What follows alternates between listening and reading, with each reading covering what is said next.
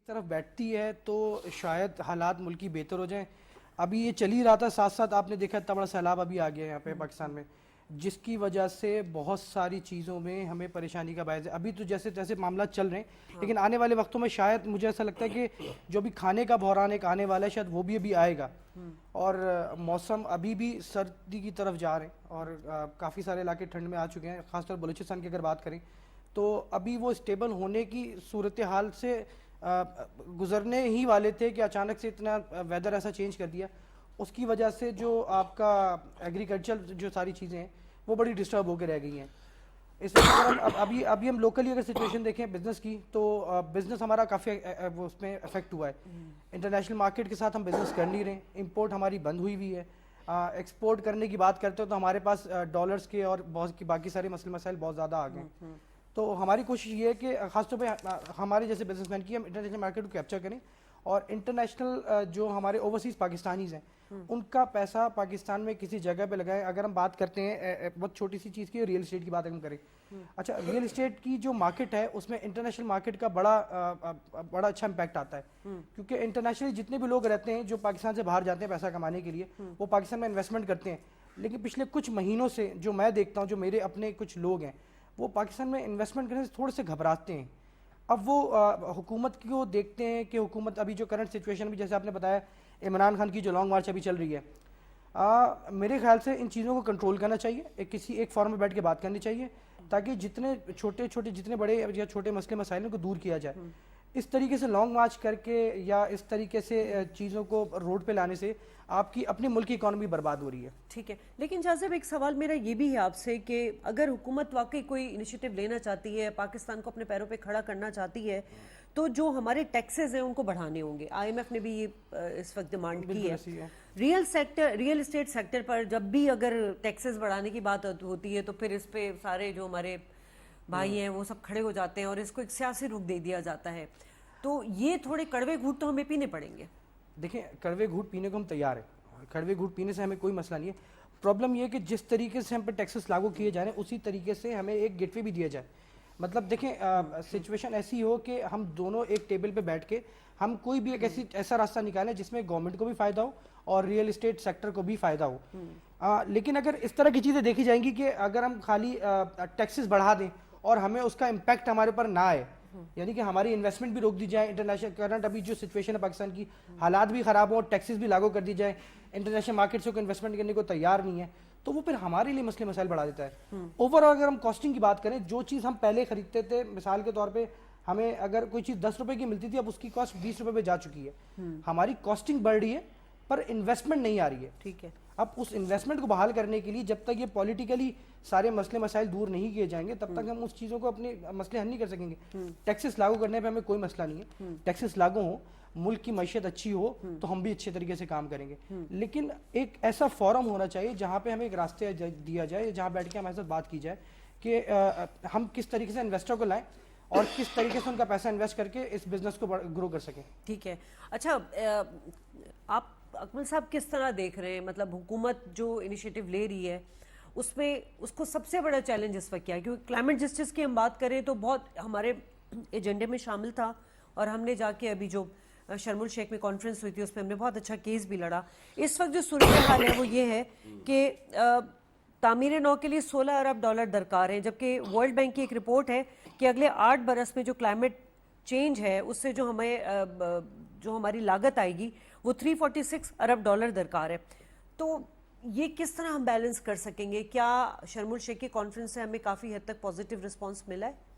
دیکھیں ان کی کانفرنس کی اگر آپ بات کریں اس سے بے شک پازیٹیو رسپانس تو ملا ہے, ٹھیک ہے نا, لیکن اب اس کو انکیش کرنے کے لیے یا اس کو ہمیں اویل کرنے کے لیے ایک مرتبہ پھر وہی بات آ جاتی ہے کہ پولیٹیکلی اگر ہم اسٹرانگ نہیں ہوں گے اور ہمارے یہاں سے ایک صحیح میسیج ڈیلیور نہیں ہو رہا ہوگا تو پھر کس طریقے سے ہم جو ہے وہ آگے پرفارم کر سکیں گے. یا کوئی بھی مطلب آپ جو ہے وہ کسی کو بھی لے لیں, کوئی بھی انویسٹر کے پوائنٹ آف ویو سے دیکھیں آپ, یا اگر کوئی بزنس کرنا چاہ رہے ہیں اس کے پوائنٹ آف ویو سے اگر آپ دیکھیں تو آپ کو یہ نظر آئے گا بڑے آرام سے اور بڑے سکون سے یہ بات آپ سوچیں کہ کیوں کوئی انویسٹمنٹ کرے گا جب آپ کے یہاں پہ پولیٹیکلی حالات ہی اسٹیبل نہیں ہے, آپ کو پتہ ہی نہیں ہے کہ ہم نے کس طرف جانا ہے. لیکن اس کے باوجود وہ جو کانفرنس کی آپ بات کر رہی ہیں ماشاءاللہ اس سے رسپانس بہت اچھا ہے. اگین جو بھی انویسٹرز ہیں, اسٹیک ہولڈرز ہیں, ہمارے پڑوسی ممالک ہیں, they are at a position of wait and see کہ ایک اسٹیبلٹی آ جائے, خاص طور پہ تقرری کے حوالے سے یہ جو بڑی گوم و گو کی ایک کیفیت پھیلی ہوئی ہے تو وہ تھوڑی سی اسٹیبل ہو جائے. تو میرا اندازہ یہ ہے کہ نومبر کے اینڈ تک جو ہے وہ حالات جو ہے وہ بہتری کی طرف جائیں گے اور آپ کو اس میں اسٹیبلٹی آتی ہوئی نظر آئے گی. اب جب وہ نظر آئے گی تو اس کے بعد انشاءاللہ پھر جو ہے وہ اکانومی بھی ہماری جو ہے وہ اسٹرانگ ہونے کی طرف جائے گی. ویسے یہ سچویشن اکمل صاحب بہت ڈینجرس ہے, کیونکہ ابھی میں نے پڑھ رہی تھی آج, تو اگر یہی حالات رہے, مطلب یہی پولیٹیکل انسٹیبلٹی رہی, تو 2050 میں ہمارا جو جی ڈی پی ہے وہ 20% کم ہو جائے گا مزید. تو یہ بڑی الارمنگ سچویشن ہے. بات وہی آ جاتی ہے کہ اگر عمران خان پاکستانی عوام کے لیے, 22 کروڑ عوام کے لیے کی بیٹرمنٹ کے لیے اگر کوئی کام کر رہے ہیں تو ہم ان کو سپورٹ بھی کریں, لیکن یہ تو کچھ کیونکہ 3.5 سال آپ اقتدار میں رہے, آپ کوئی سسٹم نہیں بنا سکے, آپ کوئی ریفارمز نہیں لا سکے, آپ کوئی بہتری کے لیے کام نہیں کر سکے. جاتے جاتے آپ نے پیٹ میں چھرا گھونپ دیا, آئی ایم ایف کے پروگرام ہولڈ کرا دیے, اس کی وجہ سے ہمیں آگے پروگرام ان سے لینے میں یا جو ہمارا پیکج تھا ریلیف کروانے میں ہمیں کتنی مشکلات پیش آئیں. تو یہ ان کو نظر نہیں آ رہا ہے.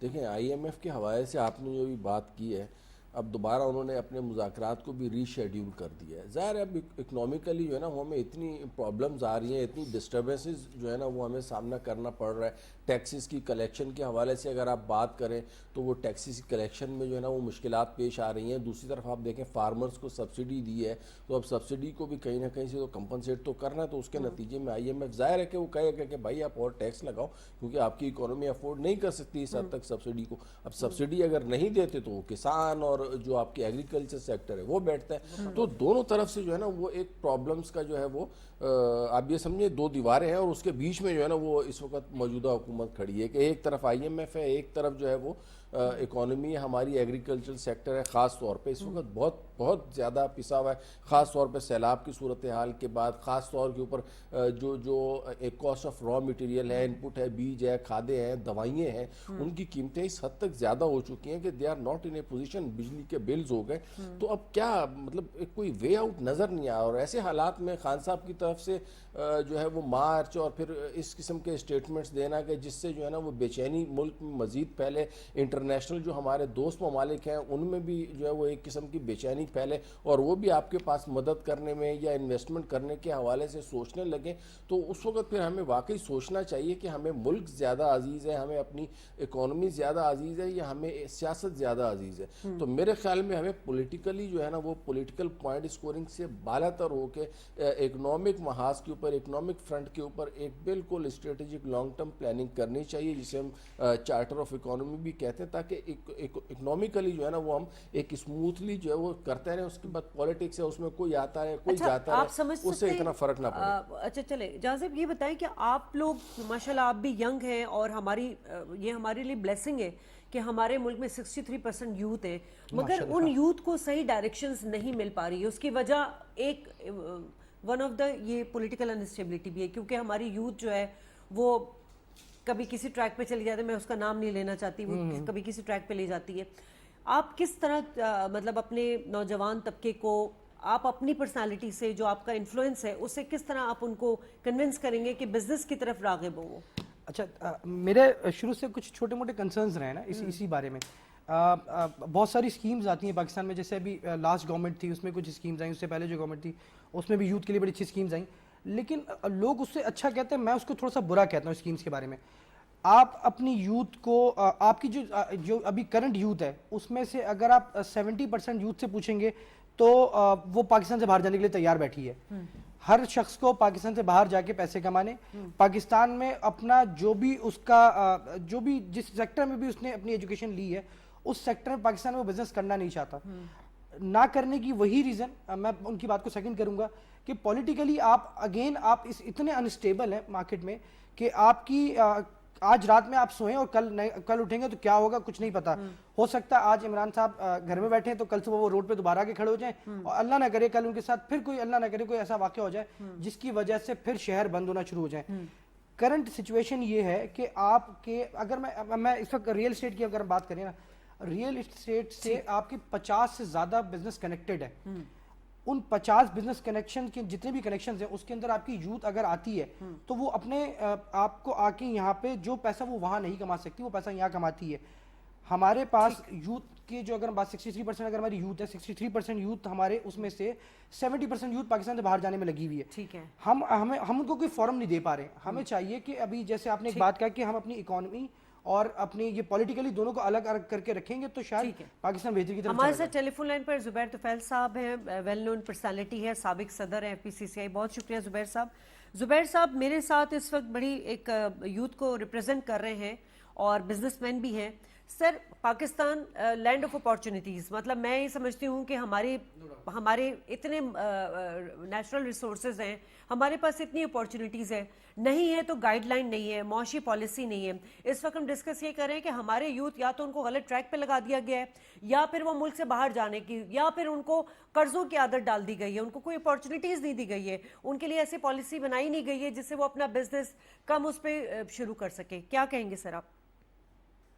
آپ بالکل صحیح کہہ رہی ہیں. پاکستان جو ہے وہ لینڈ آف اپارچونیٹیز ہے, لیکن ریئلٹی میں جو ہے وہ کچھ عرصے سے ایسی صورتحال نہیں ہے. اس وقت تو یہ ہے کہ اس وقت پورے پاکستان میں صورتحال جو ہے بہت ہی تشویشناک ہے.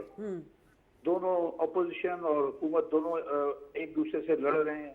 ہمیں نہیں پتا کہ آگے کیا ہوگا. آپ کا جو بزنس ہیں ان کو بزنس کرنا مشکل ہوتا چلا جا رہا ہے. ریٹ آف انٹرسٹ جو ہے تقریباً 18% پہ چلا گیا ہے, 1.5% پر منتھ. اس ریٹ آف انٹرسٹ سے کوئی بزنس سروائیو نہیں کر سکتا, نمبر ایک. نمبر دو یہ ہے کہ جو کاسٹ آف انرجی ہے وہ بھی بہت ہائی ہے, اور یوتھ جو ہے یوتھ ضرور کوشش کرے کہ اس سچویشن میں جہاں بھی موقع ہو وہ آگے آئیں اور اس سے فائدہ اٹھائیں. لیکن بات یہ کہ جب تک حکومت بھی جو ہے کم سے کم ریٹ آف انٹرسٹ کو کم نہیں کرتی تو بزنسز کو رن کرنا مشکل ہو جائے گا. اور میں آپ کو یہ کہہ سکتا ہوں کہ بہت سارے بزنسز جو ہیں وہ آہستہ آہستہ بینکرپسی کی طرف جائیں گے, یا وہ اپنے لونز پے نہیں کر سکیں گے بینکوں کو. لہٰذا حکومت کو چاہیے ان تمام چیزوں کو ایڈریس کرے, اور ساتھ ساتھ جہاں تک پاسبل ہو سکتا ہے انرجی کی پرائس کو بھی کنٹرول کرے. ٹھیک ہے. اچھا, اس انیشیٹو کو آپ یقیناً ایک پازیٹیو دیکھ رہے ہوں گے کہ سود سے پاک بینکاری حکومت پاکستان نے جو ہے وہ جو سپریم کورٹ میں دائر اپیلیں تھی وہ واپس لینے کا فیصلہ کیا ہے. کیا لگ رہا ہے آپ کو کہ آئندہ کتنے برسوں میں اس کا مکمل خاتمہ ہو جائے گا, اور یہ بیٹرمنٹ کتنی ہے اس میں؟ دیکھیں, یہ ایک اچھا فیصلہ ہے اور اس کو پوری طرح امپلیمنٹ کرنے میں کچھ ٹائم لگے گا. اور اس کے بعد یہ ہے کہ پھر بھی بینکوں کو طے کرنا ہوگا کہ اگر آپ انٹرسٹ فری بینکنگ کرنا چاہتے ہیں, لیکن پھر بینکس کی کاسٹ ہوتی ہے فائنانس کے لیے نا, تو اس کاسٹ کو کس بیسس پہ کیلکولیٹ کیا جائے گا, کیا کیسے ہوگا, اور انڈسٹریز جو ہے کیسے رن کریں گی. تو اس کے لیے سب اسٹیک ہولڈرز کو مل کے بیٹھنا پڑے گا. اس میں بینکس کو بھی, اسٹیٹ بینک آف پاکستان کو بھی, اور جو پرائیویٹ سیکٹر بورورز ہیں جو پیسے لیتے ہیں بینکوں سے, ان کو سب کو بیٹھنا ہوگا. اور یہ ایسا کام نہیں ہے کہ ایک مہینے میں ہو جائے گا. اس میں سب مل کے بیٹھیں گے تو کم سے کم 3 مہینے لگیں گے کہ وہ اسٹریم لائن کریں کہ آگے کس طرح سے جا کے بزنس کو بڑھانا ہے, کیا کرنا ہے. تو اس میں بڑی شدید محنت کی ضرورت ہے. لیکن میں آپ سے کہوں گا پھر کہ اس وقت ہمارے ملک کے اندر انڈسٹری کے لیے بہت برے حالات ہیں, اور ہماری جو بھی صورتحال ہے امپورٹ اور ایکسپورٹ کا گیپ بہت زیادہ ہے. ایکسپورٹ پھر آہستہ آہستہ کم ہو رہی ہے, ریمیٹنسز بھی کم ہو رہی ہیں. اور دوسرا یہ کہ انفارچونیٹلی پھر سے لوگوں نے جو ہے ہنڈی حوالے کے ذریعے پیسے پاکستان میں بھیجنے شروع کر دیے ہیں, بجائے اس کے کو ڈائریکٹ بینکنگ چینل سے بھیجیں. ٹھیک ہے, آپ میرے ساتھ ہی ٹیلی فون لائن پر رہیے گا. زبیر صاحب, اکمل صاحب, اب یہ جو ہم بات کر رہے ہیں سودی نظام کا خاتمے کے لیے یقیناً ایک اچھا انیشیٹو بھی ہے. اب سرمایہ داری کا جو سارا نظام ہے منافع خوری پر ہے ہمارے یہاں زیادہ تر. آپ کیا سمجھتے ہیں کہ سود کو ختم کرنے کے لیے جو ہمارا سرمایہ داری نظام ہے اس میں کتنی بہتری آئے گی؟ دیکھیں, ہمارے ہاں سود کا تقریباً میرے خیال میں انڈیویجول حوالے سے آپ دیکھیں تو کافی حد تک نظام آلریڈی ختم ہو چکا ہے, کیونکہ اس کے ایک پیرل سسٹم اسلامک بینکنگ کا جو ہے نا وہ آلریڈی انٹروڈیوس ہو چکا ہے. اور تقریباً مور اور لیس ہر ایک بینکس نے, خاص طور پہ بڑے بڑے تو جتنے بھی بینکس ہیں کمرشل, انہوں نے اپنی اسلامک جو بینکس کی برانچز ہیں اور اسلامک بینکنگ ہے وہ الگ سے شروع کی ہوئی ہے. تو اسلامک بینکنگ کے تھرو سرمایہ کاری کے مزید اچھے اور بہتر جو ہے نا وہ اپرچونیٹیز اویلیبل ہیں. یہاں پہ جو انٹرسٹ بیسڈ ہے اور جو اسلامک بینکنگ ہے, اچھا اسلامک بینکنگ میں ایسا تھوڑی ہے کہ انکم ختم ہو جاتی ہے, اس میں سم ٹائم آپ کی جو ایک فکس جو انٹرسٹ انکم ہوتی ہے اس کے بجائے وہاں پہ ویریبل یا فلیکسیبلٹی ہوتی ہے, تھوڑا سا اونرشپ کے حوالے سے چینجز یا ڈفرینسز آتے ہیں, تھوڑی بہت موڈیلٹیز کا ڈفرینس ہے. لیکن Islamic banking is a parallel system and which is being very popular. اور اس وقت جو ہے وہ آپ دیکھیں نا, آپ نے خود اندازہ لگایا ہوگا کہ اس وقت جو اب میں بینک کا نام نہیں لینا چاہ رہا, جو اس وقت جو سب سے پاپولر اس وقت بینک چل رہا ہے وہ چلی فرسٹ اسلامک بینکنگ کے حوالے سے رہا ہے. تو لوگ زیادہ تر خاص طور پہ انڈیویجولز جو ہے نا وہ اسی کو پریفر کرتے ہیں اسلامک بینکنگ کو. ہاں کارپوریٹ سیکٹر میں یہاں تھوڑا سا پرابلمز آئے گا کہ ان کے ریٹرنز جو ہے نا وہ سیکیور ہونے چاہیے. کافی ساری ان کی موڈیلٹیز ایسی ہوتی ہیں جو کہ میٹ ہونی چاہیے, جو مے بھی اسلامک بینکنگ سسٹم میں میٹ نہ کر رہی ہوں فائنینشیل مینجمنٹ کے پرسپیکٹیو سے. تو اس کو میٹ کرنا میرا نہیں خیال ہے کہ کوئی اتنا مشکل ہے. تو یہ جو ڈیسیجن لیا یہ بہت مطلب اپریشیٹ کرنے والا ڈیسیجن ہے اور بہت زبردست ہے. اور میرا خیال نہیں ہے کہ اس کی ہمارے بینکنگ سیکٹر کے اوپر کوئی ایڈورس امپیکٹ آئے گا. ٹھیک ہے, میں زبیر صاحب سے ایک سوال کروں گی, لیکن آپ سے جاذب کرنا چاہ رہی ہوں کہ آپ ایک ینگ بزنس مین ہیں. جو ہمارے تجارتی سرمایہ ہے اس کا تو لین دین کا معاملہ بڑا سمپل ہے, آپ لوگ اس کو کس طرح دیکھتے ہیں ینگ بزنس مین؟ دیکھیں تجارتی جو آپ کے ابھی کرنٹ جو بات کریں تجارتی میں کوئی اتنا خاص ہمیں امپیکٹ نظر آ نہیں رہا ہے, کیونکہ تجارت اگر ابھی دیکھیں تو تجارت ہو نہیں رہی ہے جیسے ہوتی آئی ہے پاکستان میں. اس وقت اگین ساری چیزیں گھوم پھر کے پھر میں وہیں ایک ہی جگہ پہ آ کے رک جاتا ہوں کہ پولیٹیکلی آپ اتنے مطلب آپ کے حالات ایسے ہیں کہ ابھی کچھ نہیں پتا کہ کون ہے اور کون نہیں ہے. آج جو حکومت ہے وہ کل ہوگی یا نہیں ہوگی اس کا آپ کو اندازہ نہیں ہے. تو تجارت یہاں سے لوگ کر نہیں سک رہے, اور تجارت پہ کافی ساری رکاوٹیں بھی آ چکی ہیں. ہمارے امپورٹ پہ بڑا امپیکٹ ہے, ہمارے ایکسپورٹ پہ بھی امپیکٹ آیا ہے. امپیکٹ آنے کا ریزن جو تھا وہ آپ کو پتہ ہے کہ جو اس وقت پاکستان کی اکانومی چل رہی ہے, پچھلے کچھ سالوں میں جتنا ڈاؤن فال ہے شاید پاکستان کی ہسٹری میں اتنا بڑا ڈاؤن فال کبھی بھی نہیں آیا ہوگا. تو تجارت ہم کر نہیں پا رہے, ہم تجارت ہمارے پہ امپورٹ نہیں ہے, نہ ہی ہم تجارت کی طرف جا پا رہے ہیں. تو ہم کوشش کرتے ہیں کہ انٹرنیشنل جتنے بھی لوگ ہمارے بیٹھے ہیں, جتنے پاکستانی بیٹھے ہیں, ان کو کسی طریقے سے اس چیز میں تیار کریں کہ پاکستان میں آپ انویسٹمنٹ کریں, آپ ڈالر لے کر آئیں تو ہم یہاں سے اکانومی بھی اسٹیبل کر سکیں گے اور اس کے بعد ہم آگے بزنس کو بلند کر سکیں گے. زبیر صاحب میرے ساتھ موجود ہیں. زبیر صاحب اب ہم ذرا نان فائلر کے حوالے سے بات کر لیتے ہیں. بڑے اقدامات پہلے بھی کیے گئے ہیں. اب یہ جو ود ہولڈنگ ٹیکس بڑھانے کا فیصلہ کیا گیا ہے یہ ایک اچھی چیز ہے, کیونکہ دیکھیں بہرحال ہمیں اپنے ٹیکس ریفارمز میں اسٹرکچر جو ہمارا وہاں پہ ہے ٹیکس کا نظام اس میں بہتری لانے کے لیے اقدامات تو لینے پڑیں گے. بالکل, دیکھیں جو لوگ نیٹ کے اندر نہیں ہیں ان کو ہر حال میں پکڑنا چاہیے, اور اس کو آپ نان فائلر کا ودہولڈنگ ٹیکس اتنا زیادہ بڑھا دیں کہ وہ لوگ مجبور ہو جائیں کہ اپنے آپ کو ایف بی آر کے ساتھ رجسٹر کریں اور جو ان کا ڈیو ٹیکس ہے وہ ٹائملی ادا کریں. سر ایف بی آر کی تو تعریف بھی آئی ایم ایف نے کی ہے. اب مسئلہ یہاں پر یہ ہے کہ میں پھر وہی بات آ جاتی ہے کہ ہر چیز میں ہمارے پولیٹیکل اینگل نکال لیا جاتا ہے. اب یہ ہمارے یہاں گرے اکانومی ہے, ڈاکومنٹیشن نہیں ہے, سب سے پہلے تو ہمیں یہ سب کچھ کرنے کی ضرورت ہے. جی اس کے لیے تو ایف بی آر کو ہی چاہیے کہ ایسے اقدام لے کہ جو نان فائلر ان کے لیے کاروبار کرنا مشکل ہو جائے, اور جب وہ سخت اقدامات کریں گے تو گریجولی جو ہے وہ رجسٹرڈ پرسن زیادہ ہوتے جائیں گے اور نان فائلر جو ہیں تو خود ان میں کمی آ جائے گی. اور کیونکہ جب تک آپ نیٹ کو نہیں بڑھائیں گے اس وقت تک آپ جو ہے نہ انٹرنیشنل کمٹمنٹس پوری کر سکیں گے جو آپ کی آئی ایم ایف سے ہے یا ورلڈ بینک سے وہ نہیں ہوگی. اسی صورت میں ہو سکتی ہے کہ زیادہ سے زیادہ لوگ جو ہیں وہ اس کو نیٹ کے اندر لایا جائے. ٹھیک ہے, بہت شکریہ زبیر صاحب, آپ نے ہمیں وقت دیا. اکمل صاحب یہی سوال میں اگر آپ سے کہوں کہ ٹیکس کا جو دائرہ بڑھانے کی بات کی جاتی ہے مگر وہ بھی ایک حد تک ہوتی ہے, کیونکہ وہی بات آ جاتی ہے کہ فوراً سب کھڑے ہو جاتے ہیں, اس کو سیاسی رنگ دے دیا جاتا ہے. ہمیں اپنے ٹیکس میں جو ریفارمز ہیں لانے کے لیے یہ اقدامات تو لینے پڑیں گے, لیکن اب تک کیوں نہیں لیے جا رہے ہیں؟ دیکھیں ٹیکس کے حوالے سے کافی اقدامات لیے گئے ہیں. پوائنٹ آف سیل کو انٹروڈیوس کرایا ہے, اگر آپ دیکھیں تو اسی طریقے سے وہاں پہ آئی ٹی کو بڑا انٹروڈیوس کرایا ہے, اس کے تھرو IRIS کے تھرو انکم ٹیکس کی ریٹرن فائلنگ ہے, اس سسٹم کو بڑا آسان کیا گیا ہے. تو اس پروسیس کو تو آسان کیا گیا ہے. اسی طریقے سے فائلرز کی بھی تعداد اگر آپ دیکھیں تو وہ بھی بڑھتی جا رہی ہے. اصل میں پرابلم اس وقت ہمارے یہ ہے کہ ہماری اکانومی ہو چکی ہے اسٹک, ہماری امپورٹس بھی آدھی ہو چکی ہیں اس وقت, تقریباً وہ 5 پوائنٹ سمتھنگ کے اوپر بلکہ 4.7 بلین کے اوپر آ چکی ہیں, جو کسی وقت میں 8 بلین کو ٹچ کر رہی تھی. اسی طریقے سے اگر ہم اپنی جو امپورٹس کی بات کر رہا ہوں, اور جو ہماری جو ایکسپورٹس ہیں وہ 4.5 بلین سے 2.3 بلین تک آ چکی ہیں. تو یہ سمجھے دونوں میں مور اور لیس 50% کی کمی ہو چکی ہے. جب یہ ظاہر ہے اتنی کمی ہوگی, اسی طریقے سے انٹرنلی بھی بزنس ایکٹیویٹیز جو ہے نا وہ نہیں جنریٹ ہو پا رہی, تو پھر ٹیکسز کہاں سے ہوں گے؟ جب بزنس ایکٹیویٹی نہیں ہوگی تو ٹیکس کہاں سے لیا جائے گا؟ صرف اور صرف یہ جو ٹارگٹ بڑھایا گیا ہے, وہ جو سبسڈیز دی گئی ہیں اس کو کانٹرا کرنے کے لیے یہ ٹیکس بڑھانے کی بات کی جا رہی ہے, نمبر 1. نمبر 2 بات یہ ہے کہ اگر آپ صرف ٹیکس کے کوانٹم کو اگر آپ دیکھیں تو ٹیکس کا کوانٹم انفلیشن کی وجہ سے ویسے ہی بڑھ جائے گا. دیکھنا اس وقت 26% جو ہے نا وہ آپ کا انفلیشن ہے, تو ہم نے جو ٹارگٹ ہے وہ ہمارا 26% تو نہیں بڑا, 7.5 ارب کا جو ہے نا وہ ہمارا جو ٹارگٹ تھا 7,200 ارب کا, وہ جو ریوائز کیا, اب اس میں مزید IMF نے جو ہے نا وہ ڈیمانڈ کی ہے کہ اس میں آپ مزید کچھ ایڈ کریں جو آپ نے کھاد کے اوپر یا دوسری سبسڈیز دی ہیں. تو اب وہ مجبوراً کرنا تو پڑے گا, لیکن اس کے نتیجے میں اکنامک ایکٹیویٹی ہونی چاہیے. اکنامک ایکٹیویٹی ہوگی تو الٹیمیٹلی جو ہے نا وہ ٹیکس پیئرز میں بھی اضافہ ہوگا, ٹیکس کی اماؤنٹ میں بھی اضافہ ہوگا.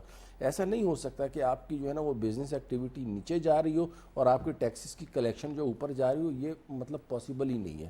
تو سب سے پہلے موجودہ حکومت جو کر رہی ہے اور بہترین طریقے سے اپنی تو کوشش کر رہی ہے, اگین وہ جو لمیٹیشنز کے اوپر بات آ جائے گی, اس میں کوشش یہ ہے کہ جیسے ابھی انہوں نے زراعت کے اوپر خاص طور پہ شہباز شریف نے جو امپورٹنس دی ہے اور بہت ان کو اس کو الگ سے ایک ٹریٹمنٹ دے کے چل رہے ہیں, تو یہ میں سمجھتا ہوں کہ بہت ہی زبردست بات ہے کہ جو ایگریکلچر اس وقت ہمارے ملک کی جو زیادہ آبادی ہے وہ ایگریکلچر سیکٹر سے وابستہ ہے, ان کو کم سے کم روزگار ملے. اور ایگریکلچر بزنس خاص طور پہ لائیو اسٹاک کی اگر آپ بات کر لیں یا آپ جو ہے وہ کلٹیویشن کی بات کر لیں, ویٹ ہے, گنا ہے, کپاس ہے, اگر اس کی پروڈکشن میں اضافہ ہو جاتا ہے تو it will definitely add to the economy, and جب اکانومی میں ایڈ ہوگا تو ٹیکسز بڑھیں گے. جازب, اب جیسے زراعت میں پیداوار بڑھانے کے لیے اقدامات بھی لے جا رہے ہیں آپ, جدید ٹیکنالوجی کو بھی بہت امپورٹنٹ رول ہے, اس سے بھی کسی حد تک یہ جو مسائل ہیں یہ سالو ہو سکتے ہیں؟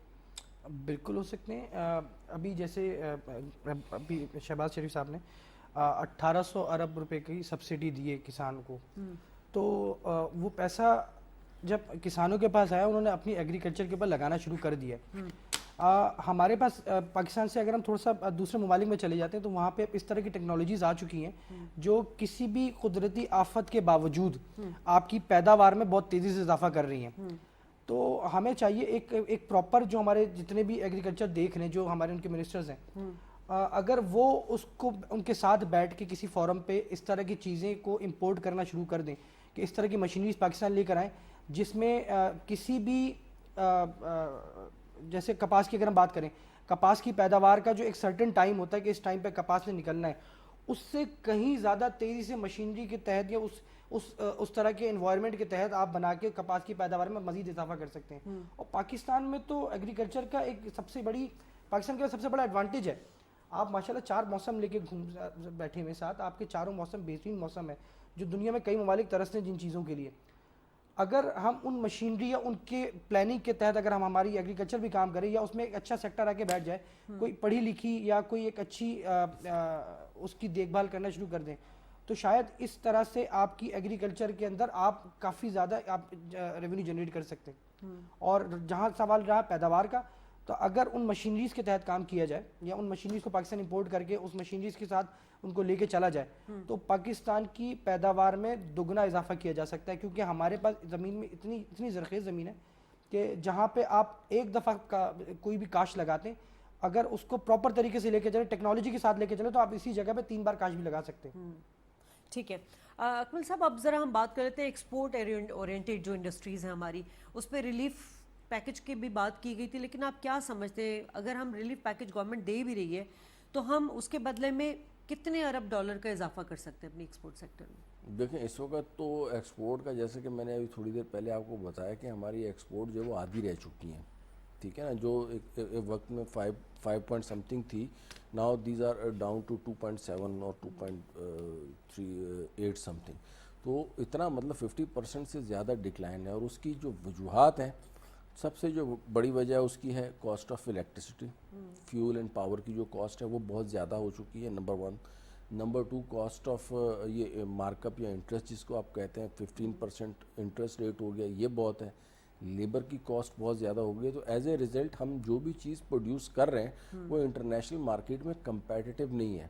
انڈیا ہو گیا یا بنگلہ دیش ہو گیا, سری لنکا ہو گیا, یا دوسرے ممالک ہیں, یا چائنا ایون ہو گیا, وہ وہی چیز ہم سے کم جو ہے وہ کاسٹ میں اس سے اچھی چیز جو ہے وہ پروڈیوس کر رہے ہیں. تو اس صورت حال میں وہ ہمارے لیے اکانومسٹ آپ آپشن کے نہیں پاس ہے. کوئی سجیشن ہے؟ دیکھیں میرے پاس جو سجیشن ہے وہ یہ ہے کہ سب سے پہلے تو ہمیں فوکس کرنا چاہیے ایگریکلچر کے اوپر, اور ایگریکلچر میں لیٹسٹ ٹیکنالوجی کو یوز کرتے ہوئے, لیٹسٹ سیڈز کو, لیٹسٹ جو ہماری جو بھی اس میں ان پٹ آف را مٹیریل, اچھی کوالٹی کے سیڈ آپ استعمال کریں, اعلیٰ دوائیاں استعمال کریں, تو ہماری پروڈکشن جو ایگزسٹنگ اگر جتنی ہے میرے خیال میں اس کو دگنا کرنا جو ہے نا وہ کوئی اتنا بڑا کام نہیں ہے.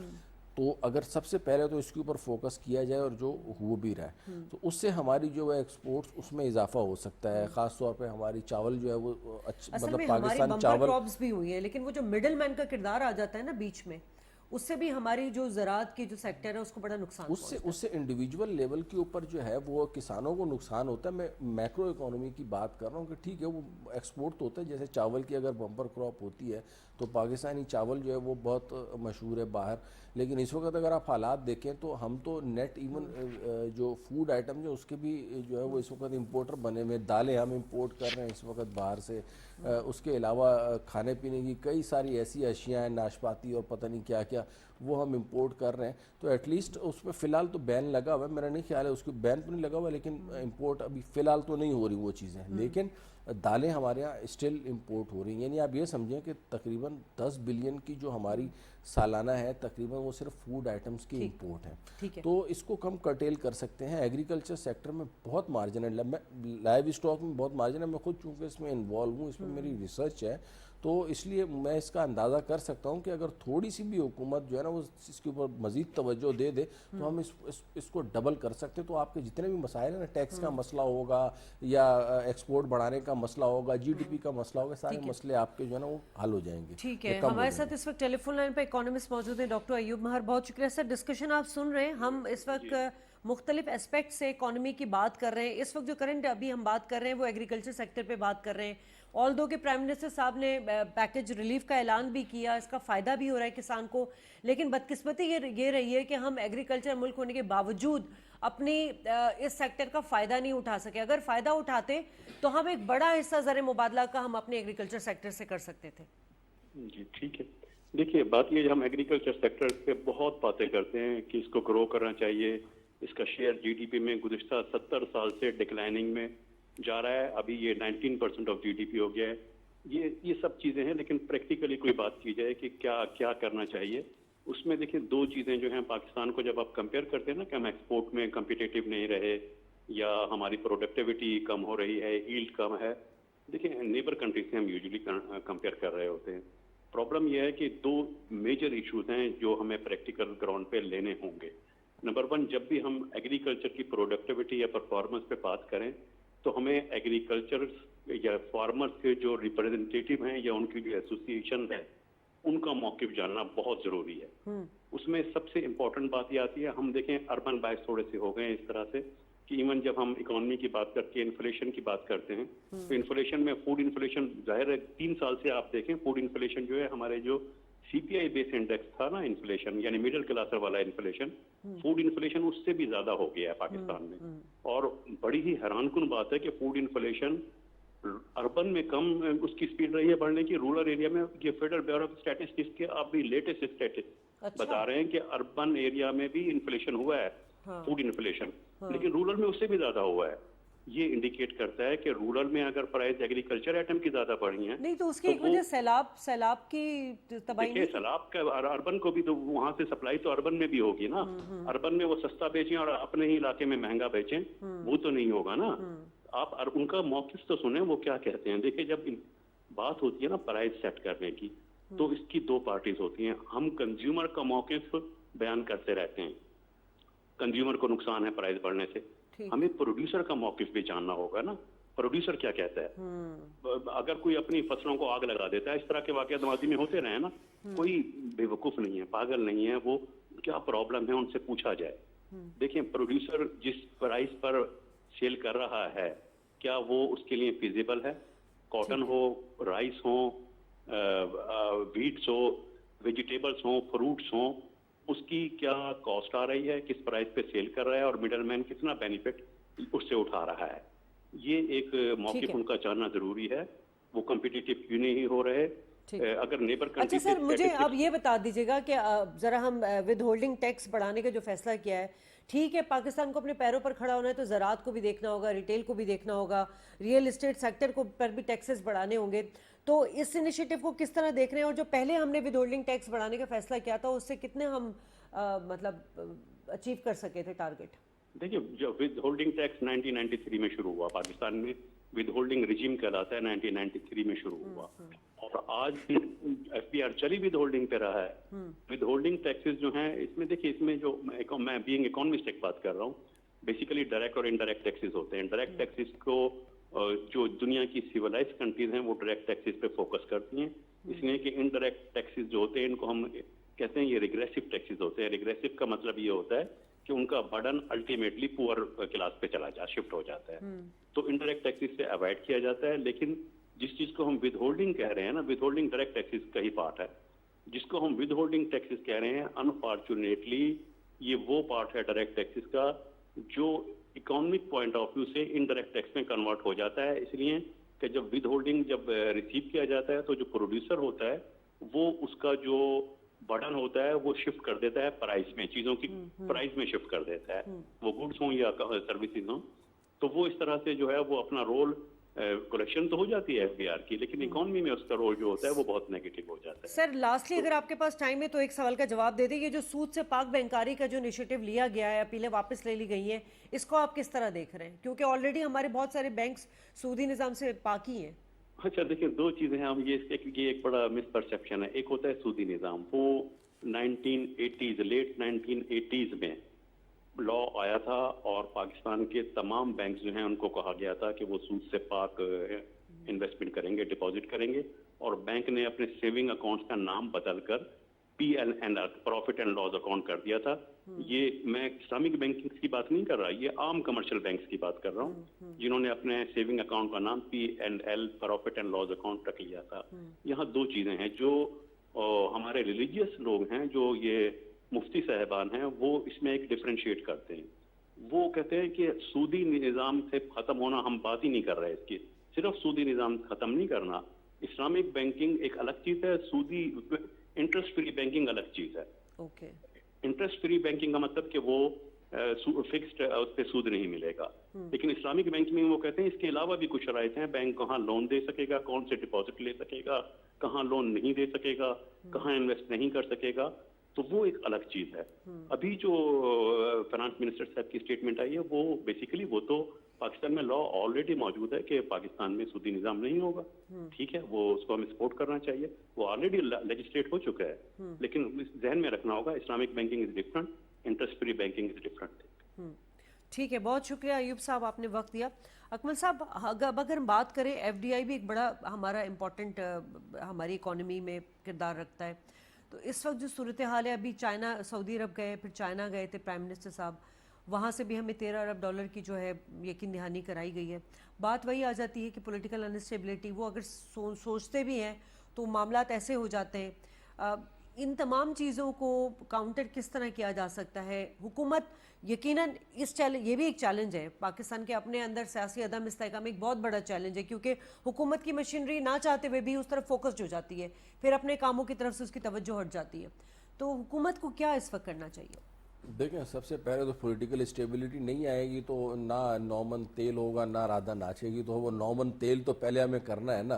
तो उसके लिए हमें सबसे पहले ज़रूरी तो यही है कि एक, क्योंकि देखें हमारा FDI फॉरेन डायरेक्ट इन्वेस्टमेंट जो है ना, वो उस सूरत में आती है जब आपके यहाँ पे इन्वायरमेंट पीसफुल हो, सिक्योरिटी के हालात ना हो। जैसे अनफॉर्चुनेटली हमारे यहाँ پچھلے 10-12 سال 15 سال اگر آپ دیکھیں تو ہمارے یہاں سیکیورٹی نہیں تھی, ڈرون اٹیکس اور افغان وار کی وجہ سے ہم بڑے ڈسٹرب تھے, اور اس سے پہلے 9/11, تو پچھلے 15-20 سال سے ہم نے بڑا سفر کیا ہے. ایز اے ریزلٹ ہمارے پاس فورن ڈائریکٹ انویسٹمنٹ آئی نہیں ہے, اور ابھی بھی ہماری جو منتھلی جو فورن ڈائریکٹ انویسٹمنٹ ہے وہ چند 100 ملین ہے. تو اب اس وقت شہباز شریف صاحب کے دورے کے نتیجے میں چائنا, قطر, یو اے ای اور سعودیہ, یہ ممالک پاکستان میں انویسٹمنٹ کرنے کو تیار ہوئے ہیں. اور ابھی کل میں سن رہا تھا کہ اس میں جو ہے نا پاکستان اسٹاک ایکسچینج میں تقریباً جتنی بھی پبلک سیکٹر آرگنائزیشنز ہیں ان کے 10% کے قریب جو شیئرز ہیں وہ ان کو دے کے تقریباً 1 سے 1.5 بلین کے قریب جو ہے وہ جنریٹ کیا جائے گا. تو دس از اے پازیٹیو تھنگ کہ اگر ہم اپنی جو ہے وہ public sector, P S O ہو گیا, او جی ڈی سی ہو گیا, دوسرے جتنے بھی گورنمنٹ اونڈ انٹرپرائزز ہیں ان کو اگر سر, جب میں تھوڑا آپ کی بات انٹرپٹ کر رہی ہوں کہ جب پہلا 126 دن کا دھرنا دیا گیا تھا اس وقت چائنیز پریزیڈنٹ آ رہے تھے اور ان کا دورہ منسوخ ہوا. ابھی بھی پولیٹیکل انسٹیبلٹی نظر آ رہی ہے. محمد بن سلمان نے آنا تھا, ایک اہم دورہ اس کو کنسیڈر کیا جا رہا تھا. تو آپ کو کیا لگتا ہے کہ اس طرح کے حالات میں پرائم منسٹر صاحب, شہباز شریف صاحب جتنا بھی اپنا جان لگا لیں, اپنے سفارتی چینل جتنا اچھی طریقے سے چلا لیں, مگر یہ چیزیں نیگیٹیوٹی میں کیوں جا رہی ہیں؟ میں نیگیٹیوٹی میں اسی وجہ سے جا رہی ہیں کہ حالات جو ہے نا وہ کسی ایک سائڈ پہ نہیں ہو رہے نا, کہ کس طرف جا رہے ہیں ہمیں نہیں پتا کہ فیوچر میں جو ہے آپ کی گورنمنٹ کس حد کتنا عرصہ چلے گی. ٹھیک ہے, اس کے بعد ہمیں یہ نہیں پتا کہ اپوزیشن کس حد تک ٹف ٹائم دے گی. اس کے بعد ہمیں یہ نہیں پتا کہ ہماری اکانومی جو ہے وہ جی ڈی پی جو ہے وہ اتنا, ہم جو ہے نا لاسٹ ایئر 6% تھا, اس مرتبہ پھر جو ہے اس کو 2 سے 3% ایکسپیکٹ کر رہے ہیں. تو اتنا زیادہ فلکچویشن ہمارے یہاں پہ ہے, اور اس کی صرف ایک ریزن ہے کہ ہمارے یہاں پولیٹیکل جو ہے وہ انسٹیبلٹی, جب تک یہ ختم اندازے نہیں کے ہوگی مطابق میں سے کوٹ کریں گے, محمد بن سلمان جب آنا تھا انہوں نے تو $20 بلین کا معاہدہ کیا جانا تھا, گوادر میں $10 بلین کی بات کی جا رہی تھی. جہاں سے آپ لوگ ایز اے یوتھ کتنے آپٹمسٹک ہیں کہ پاکستان کے حالات بہتر ہو جائیں گے اور جو خواب قائد اعظم نے دیکھا تھا وہ پورا ہوگا؟ علامہ اقبال نے بھی خواب دیکھا تھا, قائد اعظم نے بھی یوتھ کے حوالے سے بات کی تھی. پورا کیا تھا. جی, ہم انشاءاللہ جو قائد اعظم نے پورا کیا تھا تو ہم اس کو اسی طریقے سے اس کو لے کے چلیں گے, اور کوشش ہماری یہی ہے کہ ہم انٹرنیشنل جتنے ہمارے کلائنٹس ہیں, انٹرنیشنل جتنے ہمارے لوگ ہیں, یا انٹرنیشنل جتنے پاکستانی بیٹھے ہوئے ہیں, ہم ان کو کنورٹ کریں پاکستان کے اوپر. اب ریئل اسٹیٹ سیکٹر میں اگر ہم بات کریں پاکستان میں, اب تو خاص طور پہ کراچی میں کئی سوسائٹیز آ چکی ہیں, اور ان سوسائٹیز میں بہت ساری آن پیپر ہیں, کچھ آف پیپر ہیں, کچھ کے مسئلے مسائل ابھی چل رہے ہیں اور اس ہیئرنگ میں ہم امید کرتے ہیں کہ اگر وہ جگہیں صحیح طریقے سے لیگلائز ہو جاتی ہیں, جس طریقے سے ابھی ریسنٹلی ہم نے ایک نوٹس دیکھا, ایک نوٹس آن ایئر ہوا تھا, این او سی آیا تھا ایک ایس بی سی اے کی طرف سے, اگر وہاں پہ کچھ چیزیں بحال ہو جائیں تو میرے خیال سے پاکستان کے اندر انٹرنیشنل مارکیٹ سے پیسہ لانا پہ شاید زیادہ مشکل نہیں ہوگا, کیونکہ جس طرح کی سوسائٹیز لوگوں نے ڈیزائن ہمارے کری, اسٹارٹ اپس پروگرام میں کتنے پیسے آئے ہیں؟ بالکل آئے. اگر میں تھوڑا سا پاس میں چلے جائیں, کچھ اس طریقے سے ہم بات کریں ای کامرس کی, اگر تو ای کامرس سیکٹر کے اندر بڑی تیزی سے ایک بوم آیا بیچ میں, اور اس بوم کی وجہ سے پاکستان کے اندر کئی لاکھ ڈالرز انویسٹمنٹ بھی آئی وہاں سے. لیکن ڈیو ٹو دیٹ ابھی وہ ریسنٹ جو انسیڈنٹ ہوئے جو عمران خان کا, یا پھر جو پولیٹیکل ایشوز ابھی بیچ میں آئے, اس کی وجہ سے کئی ای کامرس کے لوگ جو تھے وہ بزنسز بیٹھ چکے ہیں, ایون کہ انہوں نے اچانک سے وہ بزنس بند کر دیے. پاکستان میں ریئل اسٹیٹ کی بھی بات کریں تو ریئل اسٹیٹ میں کئی لوگ ایسے ہیں جن کے کئی سارے پروجیکٹ چلے تھے, ڈیو ٹو سم ریزن یا ڈیو ٹو پولیٹیکلی وہ ان کے بزنسز ٹھپ ہوئے, انہوں نے چیزوں کو بند کر دیا. انٹرنیشنل انویسٹرز جو ان کے پاس تھا وہ سارا ختم ہو چکا ہے, یا ان کو انہوں نے اپنی ساری انویسٹمنٹ نکال لی ہیں. ابھی میں تھوڑی دیر پہلے یہی بات کرتا کہ میرے پاس کچھ ایسے لوگ ہیں, جیسے میرے کچھ اچھے لوگ ہیں جو میری جان پہچان کے لوگ ہیں, ان سے جب میری بات ابھی چل رہی تھی ریسنٹلی تو ان سے میں نے کہا تھا کہ اگر پاکستان میں اس طرح کی کچھ چیزیں ہم لانچ کر رہے ہیں تو آپ اس میں اپنا جو انویسٹمنٹ آپ لے کر آئیں, اور ہم چاہتے ہیں کہ اپنی انویسٹمنٹ آپ لگائیں اور انشاءاللہ مل کے ایک اچھا کاروبار کرتے ہیں. تو مجھے بڑا اس کے ساتھ یہ سننا پڑا, پاکستانی بانڈ ہیں اور ان کو زیادہ عرصہ شاید پاکستان سے گئے ہوئے بھی نہیں ہوگا, ہارڈلی ان کو 10 سال ہوئے ہیں, 15 سال ہوئے ہیں, لیکن ان کی طرف سے جو انکار تھا نا وہ مجھے تھوڑا سا ہرٹ بھی ہوا. اور پلس یہ کہ پاکستان کو چھوڑ کے وہ اپنی کچھ ادھر ہماری نیبر کنٹریز ہیں وہ اس طرح موو ہو رہے ہیں. जिस जो अभी रिसेंटली गवादर में भी काम करी, इवन तुर्की की अगर हम बात करें तो तुर्की अभी बहुत तेजी से ग्रो करने लगा है अचानक। बीच में तुर्की के हालात बहुत बुरे थे, लेकिन अब जो तुर्की की सूरत हाल करंट सिचुएशन जो उन्होंने भी रियल सेक्टर पे काम किया और रियल एस्टेट सेक्टर पे काम करने के बाद उन्होंने इस तरह की कुछ प्लान्स किए कि जो इन्वेस्टमेंट वहां पे करेगा उसको वो नेशनलिटी प्लस सिक्योरिटी भी दे रहे हैं। ठीक है, बहुत शुक्रिया आप दोनों मेहमानों का। नाज़रीन, प्रोग्राम का वक्त ख़त्म हुआ और यकीन डिस्कशन आपने सुनी। जाज़िब जो है वो यूथ को रिप्रेजेंट कर रहे हैं, ऑप्टिमिस्टिक तो हैं मगर वो रिक्वेस्ट भी कर रहे हैं कि पॉलिटिकल स्टेबिलिटी लाएंगे तो फिर मुल्क का मुस्तहकम होगा। आप अगर अर्ली इलेक्शन चाहते हैं, इंतखाबात चाहते हैं, इंतखाबात के बाद भी आकर आप क्या कर लेंगे? क्या 22 करोड़ आवाम के मसाइल को हल कर लेंगे? आपको पहले भी एक मौका दिया गया था। इन तमाम चीज़ों को बालाए ताक रख कर आप प्राइम मिनिस्टर शहबाज शरीफ के पास जाएँ, चार्टर ऑफ इकोनॉमी पर डायलॉग करें, अच्छे इकदाम के लिए साथ खड़े हों, क्योंकि पाकिस्तान है तो हम हैं। प्रोग्राम से इजाज़त, अल्लाह ने के बाद।